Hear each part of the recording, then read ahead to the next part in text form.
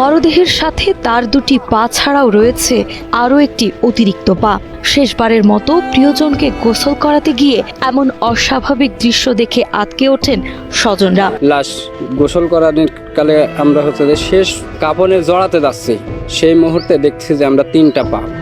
আমরা বললাম যে যে একটা মানুষের 2টা পাও থাকে, কিন্তু সেখানে 3টা পাও পাওয়ার পরে আমরা যে আমার বড় যারা আসলে আর জানানোর পরে যে এভাবে রেখে দাও, পরে ব্যবস্থা করা যাবে। দুপায়ের বদলে 3টি পা।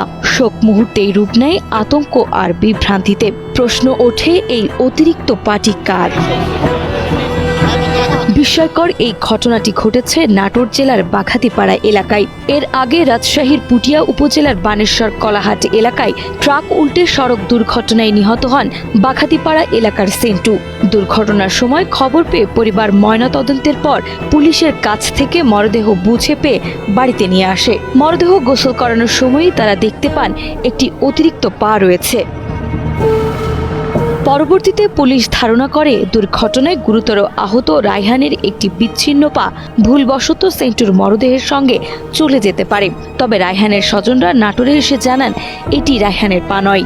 প্রশাসনের দৃষ্টি আকর্ষণ করছি যে এগুলা তো সতর্ক হয়ে তো এগুলা দেওয়া উচিত ছিল। একটা লাশের তো 3টা পা হইতে পারে না। এখন আমরা খুবই বিলম্বের মধ্যে পড়ছি যে আমরা লাশটা যেটা দাফন করবো, যে 3টা পাকে একসাথে দিয়ে দাফন করবো কিনা, সেটাও একটা চিন্তার বিষয়। এই ঘটনায় পরিবার আরো বেশি বিপাকে পড়ে।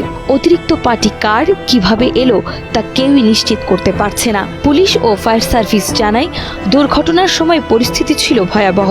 দুর্গন্ধ ও জরুরি অবস্থার কারণে দ্রুত মরদেহ উদ্ধার ও আহতদের হাসপাতালে পাঠাতে গিয়ে এমন অনাকাঙ্ক্ষিত ভুল হতে পারে।